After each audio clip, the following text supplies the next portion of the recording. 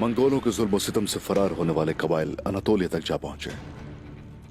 दोदुर्गा कबीला, बोला, चोरम और अनकरा के इर्द गिर्द फैल गए।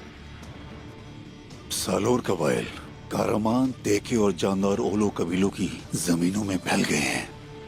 और बायात कबाइल कारा हिसार, चोरम और बोला तक फैल गए। इंतहाई दिलेर और जंगजू सिपाही अपने कबीलों को सरहदों तक फैलाना चाहते हैं। वो जिहाद चाहते हैं, जंग करना चाहते हैं बमसे साहब।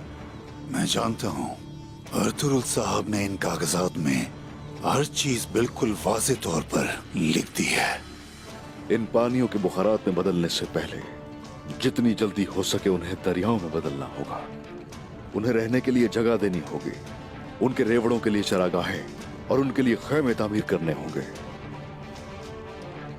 काफिरों के हाथों में बहुत जरखेज जमीनें हैं। अगर हम तैकफुरों को वहां से निकाल दें तो नए लोगों को जगह मिल जाएगी। बिल्कुल ऐसा ही करेंगे बमसे साहब।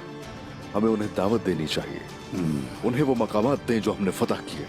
इस तरह से और भी आएंगे और हम लोग बढ़ते चले जाएंगे और हर तरफ तुर्कों के कबाइल होंगे। मजीद ताकतवर होंगे हम बमसे साहब। तो फिर उस्मान साहब, हमारी एक फौज होगी, हमारा एक लश्कर होगा। हर कोई हमारे झंडे तले एक हो जाएगा और काफिरों को कुचलकर कुस्तुनतुनिया तक उनका पीछा करेंगे। अब उन बहादुर सिपाहियों की तरफ जाकर एक एक करके दावत देने का वक्त है। ठीक है उस्मान साहब, ठीक है।